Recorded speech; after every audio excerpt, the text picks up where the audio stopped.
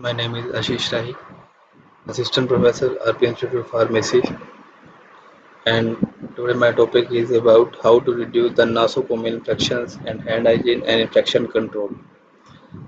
The hand hygiene is very important in infection control. That is the main function of the infection control committee.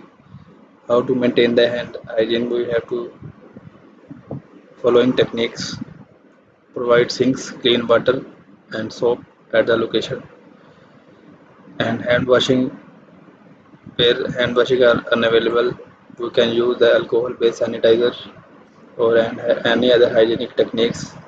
We should monitor the compliance of the infections, and we should also use gloves whenever necessary while dealing with the dirty works or any other infection related to the patients. And how we can ensure that the environment is clean.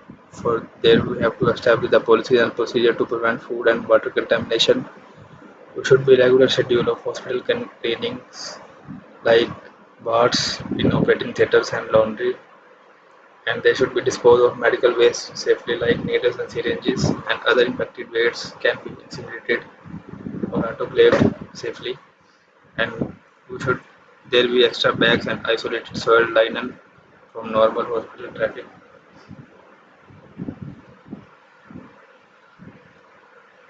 There are some precautions for the isolation and standard precautions used dealing with the infections. Wherever possible, avoid the crowding wards and implement specific policies regarding communicability like private rooms and bars for that particular type of patients. And there should be a very policy like scheduled time for that, like 1 hour in morning and 1 hour in night. There should be hand washing and use of gloves should be mandatory, and gowns wherever possible should be used. Mask and eye protection should be used. And the precautions with sharp instruments and needles used safely.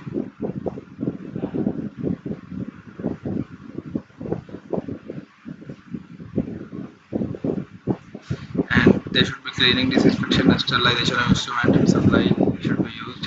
Like written policy and procedures are needed for that.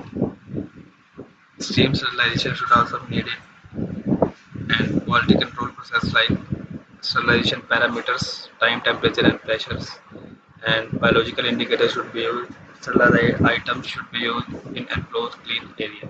So these are the safety and the precautions which we can use by handling infections and disinfection and cleaning in hospitals.